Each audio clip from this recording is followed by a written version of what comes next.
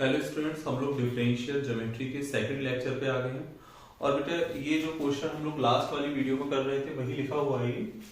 तो यहाँ पर देखो, इसमें पूछा गया है कि find the unit vector along the tangent to a circular helix. Helix में आपको एक बार और बता दे रहा हूँ कि अगर कोई पॉइंट सर्कुलर वे में इस प्रकार से मूव करता है या कर्व इस प्रकार से बन के आए स्पेस में, तो इसको हेलिक्स बोलते हैं।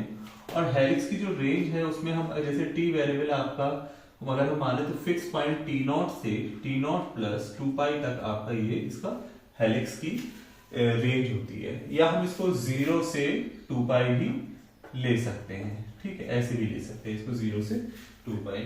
अब बच्चों आपको देखो इसमें नंबर फर्स्ट इसमें पूछा गया है unit vector along the tangent, unit vector along the tangent, इसको टी कैप से रिप्रेजेंट करते हैं। D R vector over D S होता है बेटा ये, ठीक है। तो D R vector over D T और D T over D S कर लेते हैं। D R vector over D T और D S over D T. बच्चों D S over D T अभी आपने थोड़ी देर पहले निकाला था कि अंडर रूट में ये अंडर रूट में D are over D x over D T का whole square, D Y over D T का होल स्क्वायर और D Z over D T का होल स्क्वायर। देखो उसमें मैंने आपको ये बताया, ये फॉर्मूला एक्चुअल में जो था ये उसमें मैंने इस तरीके से लिख दिया था। इसको हम ऐसे भी लिख सकते हैं, कुछ और नहीं है, ये बन गया ये D R vector over D T और mod of D R vector over D T. इसको हम ऐसे भी लिख सकते हैं, ठीक है बेटा। तो आपको ये समझ में आ गया होगा कि हमारा ये जो फॉर्मूला है वो इस तरीके से कैसे आया है, इसको हम लोगों ने यहाँ पर देखा। ये पिछले मैंने आर्टिकल में आपको बताया था पिछले वीडियो में। तो अब यहाँ पर देखो हमें इसे कैलकुलेट करना है, तो आपको देखो कैलकुलेट करके बताता हूँ मैं। बच्चों ध्यान से समझेंगे तो एक एक बात आपको अच्छे समझ में आएगी। अब जैसे मैंने D R over D T की बात करूं, D R vector over D T, देखिए क्या है, ए कॉस टी का माइनस का साइन टी, ए साइन टी का कॉस टी और बी टी का 1। अब इसका मॉडुलस ले लेते हैं, D R vector over D T का मॉडुलस। तो अंडर रूट में माइनस ए साइन टी का होल स्क्वायर प्लस ए कॉस टी का whole square plus B square. A square बेटा कॉमन आएगा, कॉस स्क्वायर साइन स्क्वायर 1 हो जाएगा, तो ये अंडर रूट में A square plus B square आ गया, mod D are over D T, ठीक है। तो टी कैप आपका आया, D are over D T की वैल्यू ये लगाओ, तो माइनस का A sine T A cos T comma B और इसका मॉड जो है वो under root A square plus B square है। ये आ गया unit vector along the tangent, ठीक है। ये पहला पॉइंट हो गया। अब बच्चों देखो आपसे पूछा गया है इसमें इक्वेशन ऑफ टेंजेंट पूछी है ना। तो इक्वेशन ऑफ टेंजेंट कैलकुलेट करने से पहले हम लोग ऐसा करते हैं, length of one complete turn off helix पहले कैलकुलेट कर लेते हैं, ठीक है। देखिए दूसरा point, length of one complete turn of the helix। Length का फॉर्मूला S बराबर टी नॉट से रेंज यहां कितनी लगाएंगे, टी नॉट प्लस 2 पाई, ठीक है बेटा। ये आपको बताया था हेलिक्स की रेंज। और फॉर्मूले में यहां पर क्या था, D R vector over D T का होल स्क्वायर और यहां डी टी, ये आपका फॉर्मूला था लेंथ का, ठीक है। तो यहां देखो ये वैल्यू कितनी निकल के आई, बल्कि यहां ये था D are over D T under root में। तो टी नॉट से टी नॉट प्लस 2 पाई और D are over D T की value under root A vector plus B vector, sorry A under root A square plus B square D T. तो ये बाहर चला जाएगा, A square plus B square D T का integration T nought से T nought plus 2 pi limit लगाएंगे, तो A square plus B square T nought plus 2 pi minus T nought, ये कैंसिल हुआ, तो T 2 pi under root A square plus B square, ये आपकी length आ गई बेटा, ठीक है।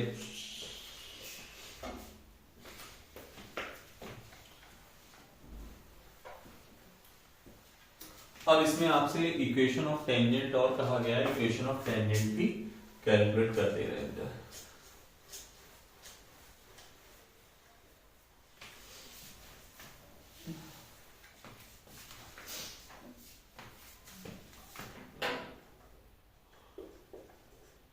इक्वेशन ऑफ टेंजेंट, तीसरा पॉइंट, इक्वेशन ऑफ टेंजेंट क्या होती है? आर वेक्टर बराबर small are vector plus mu d are over D T. ठीक है, ये था। तो आर वेक्टर को यहाँ पर आर वेक्टर लिखा रहने देते हैं, ये लिखना था, ये है आपका a cos t a sin t comma b t plus mu d are over D t हम लोगों ने लिखेंगे a, इसके लिख देते हैं a sin t a cos t comma b। तो ये आ गया, देखो बेटा यहाँ पर a cos t minus mu a sin t a sin t plus mu a cos t और b t plus mu b. ये आपका वेक्टर फॉर्म में हो गई टेंजेंट की इक्वेशन।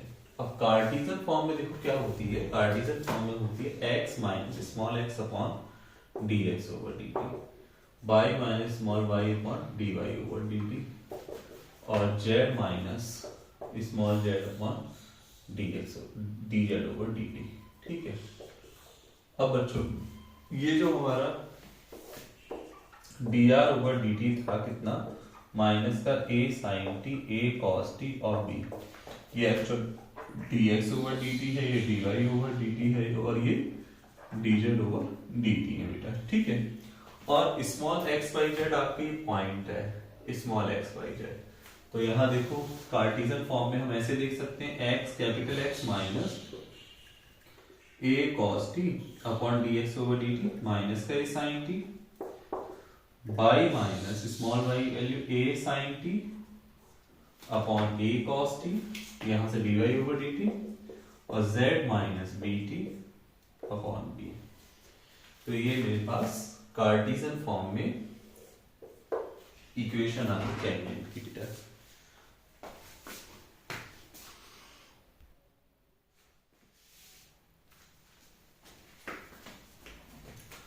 बच्चों नेक्स्ट यहाँ पर देखिए टर्म ये लिखा हुआ है ऑस्क्यूलेटिंग प्लेन। क्या होता है ऑस्क्यूलेटिंग प्लेन, इसको समझते हैं हम लोग। जैसे बेटा ये कर्व है, इस कर्व पर एक पॉइंट मैंने यहाँ पर P लिया, और इसी पॉइंट पर मैंने यहाँ पर एक टेंजेंट प्लेन ले लिया, एक प्लेन लिया इसी पॉइंट पर, जो इसके नेबरिंग पॉइंट Q को कंटेन करे। मतलब जो इसके P के नियरेस्ट नेबरिंग पॉइंट मतलब Q टेंड कर रहा है P के लिए, P और Q के बीच की डिस्टेंस बहुत कम है। इस P पॉइंट पर जो प्लेन है वो इस Q को कंटेन करे, और साथ ही साथ इस पॉइंट पर अगर मैं कोई टेंजेंट ड्रॉ करूं तो उसको भी ये क्या करे, अपने अंदर कंटेन करे। तो ऐसे प्लेन को ऑस्क्यूलेटिंग प्लेन बोलते हैं। मतलब the osculating plane at a point P of a curve is the limiting position of the plane, limiting position of the plane which contain the point Q जो कि neighboring point है P के, और tangent at point P, इस P point पर जो हम tangent draw कर रहे हैं उसको भी कंटेन करें और इस Q पॉइंट को भी कंटेन करें। तो ऐसे प्लेन को हम लोग क्या बोलते हैं, ऑस्क्यूलेटिंग प्लेन बोलते हैं। दोबारा समझ लो, ऑस्क्यूलेटिंग प्लेन के लिए हमने क्या करा है, एक कर्व पर एक पॉइंट लिया P, उस पर ये प्लेन है, और P के नियरेस्ट पॉइंट है Q, तो इस Q को भी कंटेन करें, और इस P पॉइंट पे अगर मैं कोई टेंजेंट ड्रॉ करूं तो उसको भी अपने अंदर कंटेन करें। तो ऐसे प्लेन को हम लोग ऑस्क्यूलेटिंग प्लेन बोलते हैं। ठीक है बेटा, आगे हम लोग इसकी इक्वेशन देखते हैं ऑस्क्यूलेटिंग प्लेन की।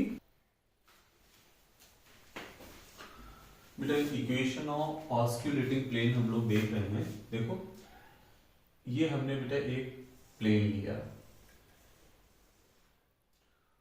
और इस प्रकार से कोई कर्व ले लिया, कर्व पर कोई पॉइंट P है, उसी पॉइंट पर ये आपका प्लेन होगा, और एक नेबरिंग पॉइंट Q ले लिया, और इस P का ओरिजिन के अबाउट जो पोजीशन वेक्टर है वो RS मान लिया, और Q पॉइंट का पोजीशन Q, देखो वैसे RT मानते हैं, मतलब R इसका पोजीशन वेक्टर T का फंक्शन मान लेते, लेकिन यहाँ पैरामीटर T की जगह S ले लिया बेटा, और यहाँ पर पैरामीटर Q पॉइंट पे यहाँ पर हम लोग जो पोजीशन वेक्टर है वो R वेक्टर या R ऐसे लिख लो,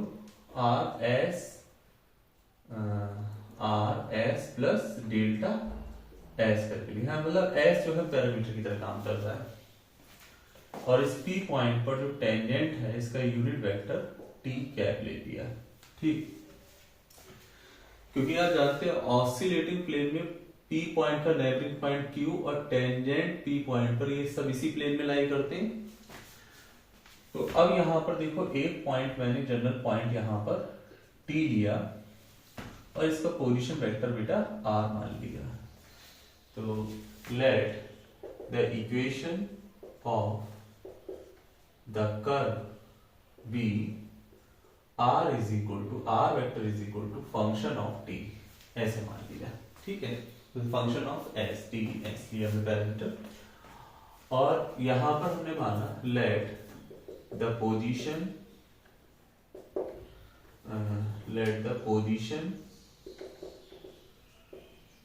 vector of P and Q be R S and R S plus delta, ये हमने लिख लिया, हम वेक्टर लगा के लिख लो। ठीक है, वेक्टर लगा के लिख लीजिए respectively,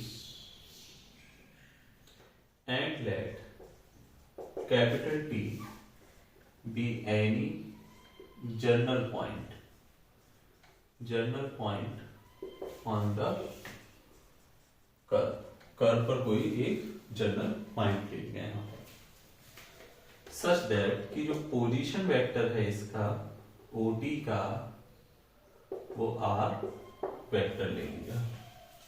तो अगर मैं आपसे कहूं PR वेक्टर बताओ, तो PR वेक्टर मतलब position vector of R minus position vector of P, यानी R minus capital R minus small s।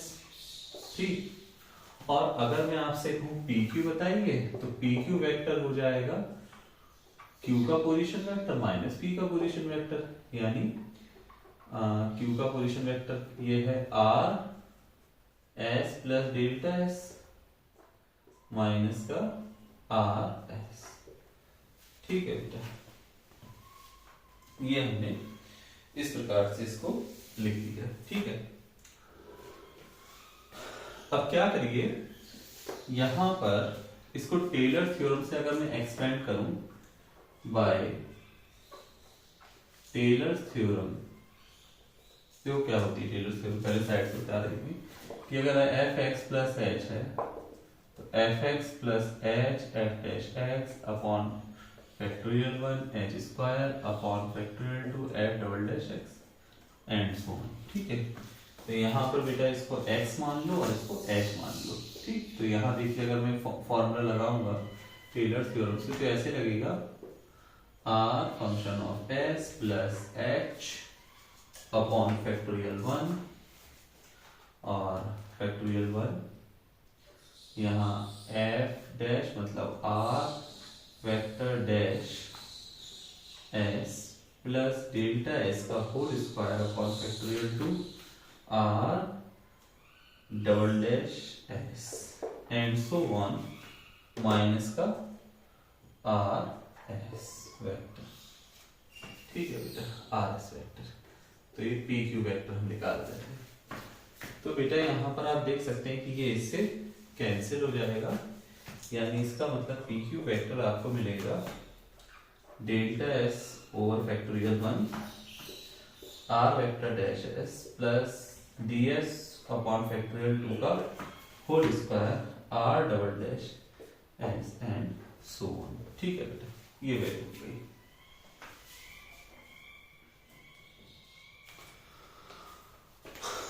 अब एक बात आप यहां देखेंगे कि जो टी कैप है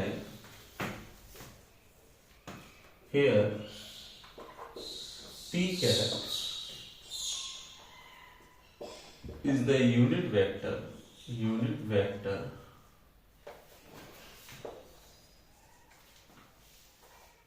along the tangent जो यूनिट वेक्टर है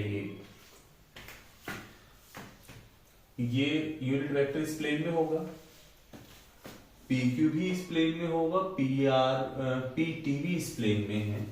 तो इसका मतलब ये तीनों कोप्लेनर हो गए here PR vector, PQ vector and T cap are coplanar. So इनका स्केलर ट्रिपल प्रोडक्ट जो होगा वो क्या हो जाएगा, 0। अगर तीन वेक्टर कोप्लेनर होते तो उनका स्केलर ट्रिपल प्रोडक्ट 0 हो जाएगा बेटा। तो हम इसको ऐसे लिख सकते हैं कि PR vector dot T cap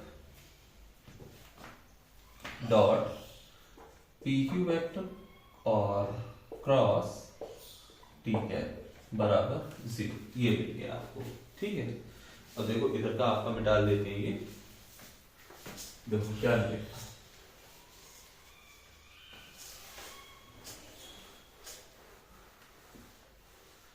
ये मिल जाएगा PR था आपका R vector minus small r vector S dot PQ आपका निकल के आया था DS R vector dash S over factorial 1 plus delta S factorial 1 इसके अपॉन में था डेल्टा S के, ठीक है। Factorial 2 upon delta S upon factorial 2 और R double dash vector S and so on और T कैप होता है आपका, देखो T कैप होता है dr वेक्टर ओवर ds, इसको मैं R वेक्टर डैश बोल सकता हूँ, R वेक्टर डैश, ठीक है। तो अब जब इसका क्रॉस लेंगे R वेक्टर डैश S बराबर कितना है 0, ठीक।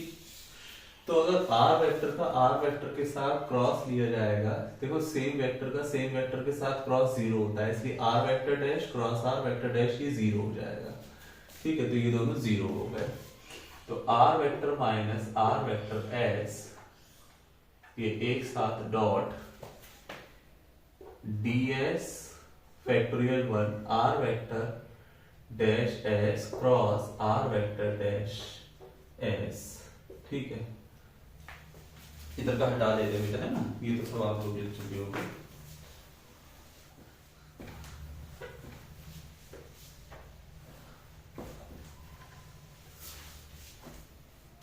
Plus delta S upon factorial 2 whole square R vector double dash S cross R vector dash S, ठीक है, एंड सो ऑन, ठीक है, ऐसे लिख लो एंड सो ऑन बराबर 0। बेटा ये तो क्रॉस 0 हो गया, ठीक। आगे के डेल्टा S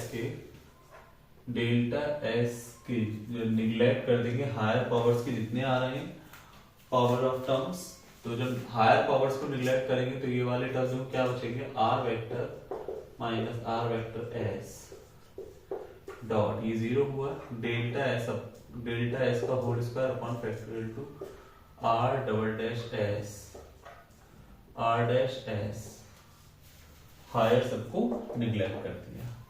अब ये जो टर्म है डेल्टा S बहुत छोटा है, delta S is very small,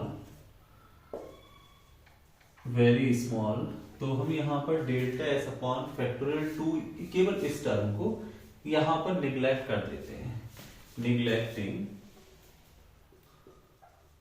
delta S upon factorial 2 का होल स्क्वायर। इस टर्म को अगर मैं निगलेक्ट कर दूं तो ये मिलेगा R vector minus small r vector S dot are double dash s cross r dash s बराबर 0। और ये जो इक्वेशन है ये हमारी ऑस्किलेटिंग प्लेन की इक्वेशन है। This is the equation of osculating plane. This is the equation of osculating plane की इक्वेशन हो गई है।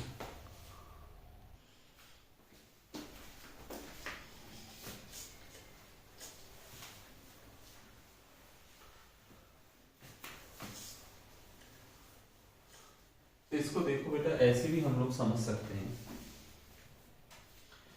जैसे अगर मैं इसमें आर डैश एस को पहले लिखूंगा तो एक माइनस साइन आएगा, लेकिन माइनस को बाहर फिल कर देंगे तो उससे कोई फर्क नहीं पड़ेगा इसका, क्योंकि स्केलर ट्रिपल प्रोडक्ट है ये। देखो मैं इसको ऐसे भी लिख सकता हूँ कि are vector minus small are vector S r double dash S और आर डैश एस, ऐसे भी लिख सकता हूँ और इसको पहले लिख सकता हूँ, यानी R vector minus small are vector S R dash S और R double dash S. Minus sign आएगा लेकिन वो बराबर 0 इसकी बाहर चला है, इसको ऐसे भी लिखा जा सकता है। ठीक है, तो ये आपकी इक्वेशन हो गई ऑस्किलेटिंग प्लेन की। अब एक बात समझिएगा बच्चों, आर वेक्टर डैश एस का मतलब है कि D R vector over D S. इसको D R vector over D T और D S over D T कह सकते हैं।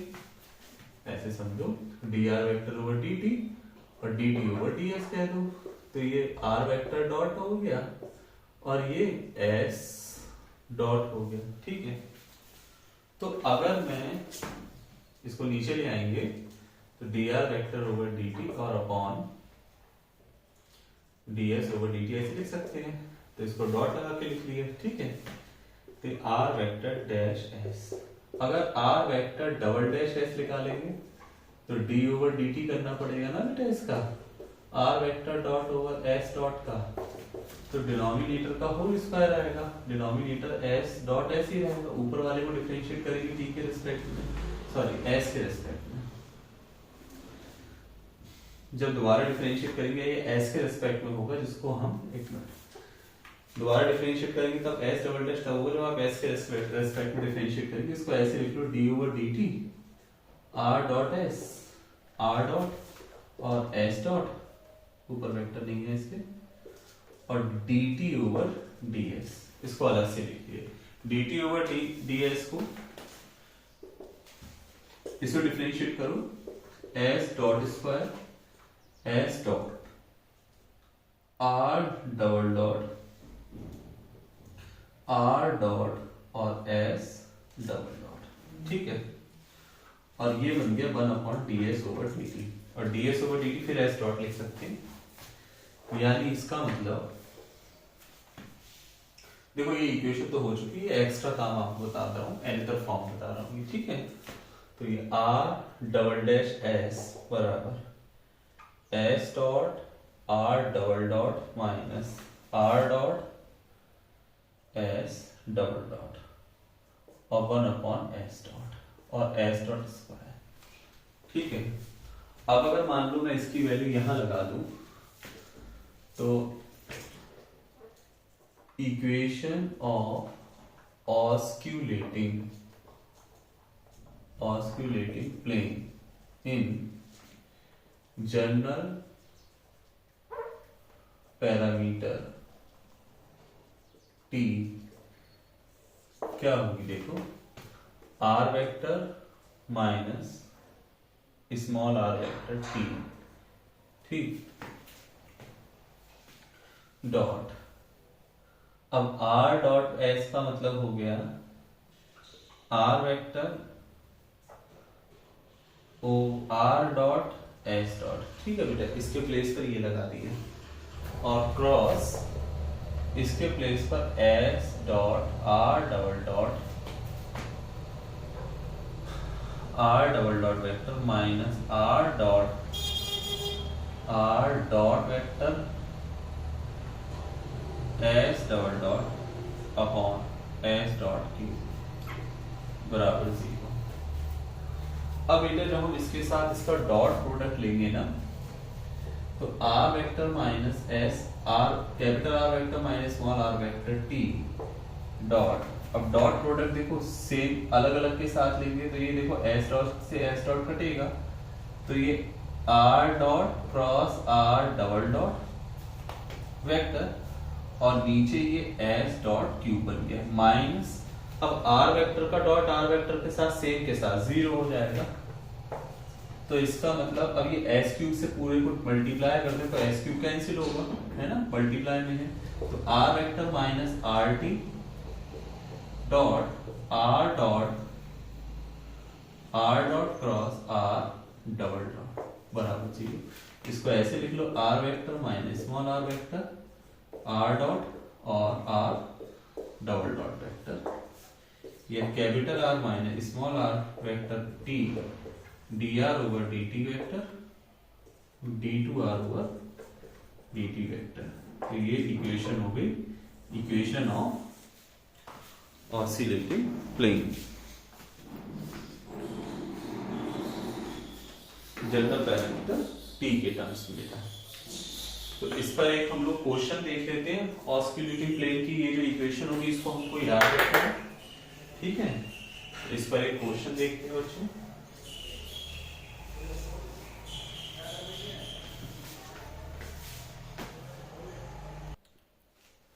तो एक चीज और देख लें यहाँ पर, कार्टेशियन फॉर्म या Cartesian equation of osculating plane. देखो आपने प्रूव करी इक्वेशन कि are vector minus R T vector comma R dot या D are over D T vector और D two R over D T vector का scalar triple product ये बराबर 0, ये होती है आपकी इक्वेशन। तो आपकी यहां पर जो कार्टेशियन इक्वेशन, अगर मैं capital r vector minus small r T vector calculate करूं तो capital x i capital y j capital z k minus small x i ये गिवन होगा और ये जनरल पॉइंट है वाई जे जेड के, तो capital x minus small x i capital y minus small y j capital z minus small z k, तो इसका ये बन गई वैल्यू। अगर मैं यहां लगा दूं इनको तीनों को वेक्टर फॉर्म में लिखूं, इसका मैट्रिक्स फॉर्म लिखूं, तो मैट्रिक्स की फर्स्ट रो इसकी ये आएगी x minus small x y minus small y z minus small z। अब dr वेक्टर ओवर dt की फर्स्ट जो वेक्टर फॉर्म में अगर लिखेंगे dx over dt dy over dt dz over dt, और इसका आ जाएगा d2r over d2x over dt square d2y over dt square और d2z ओवर dt स्क्वायर। ये हो गई इसकी कार्टेशियन फॉर्म ऑस्क्यूलेटिंग प्लेन की। अब इस पर बेस्ड क्वेश्चन देखेंगे बेटा। देखो ऑस्क्यूलेटिंग प्लेन हमसे पूछा गया है और ये आर वेक्टर आपको दे रखा है a cos t a sin t और c t, ठीक है। अब इसका dr vector over dt calculate कर लो, माइनस का a sin t a cos t और c d2r vector over dt square इसका आएगा a cos t माइनस का a sin t और c का 0, ये हो गया।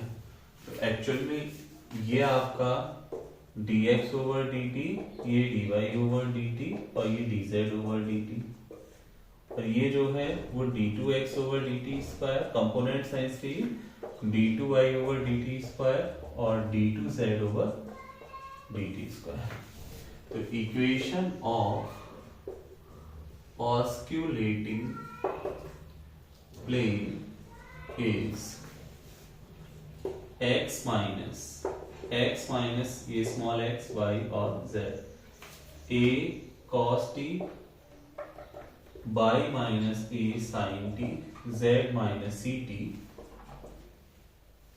माइनस का a sin t a cos t c A cos T minus का A sine T 0 is equal to 0। इसको बेटा सिंप्लीफाई कर लेंगे, वही आपकी ऑस्किलेटिंग प्लेन की इक्वेशन हो जाएगी। सिंप्लीफाई करना आता होगा आपको, उसको कर लीजिए। कुछ इस तरीके से आएगा, मैं लिख दे रहा हूँ capital x c sine t minus का capital y c cos t और प्लस का ए जेड बराबर ए सी टी, कुछ इस तरीके से इसका कुछ आंसर आएगा। ये आप लोग कर लीजिएगा बेटा। इसको वीडियो को यहीं स्टॉप करते हैं, मिलते हैं नेक्स्ट वीडियो में।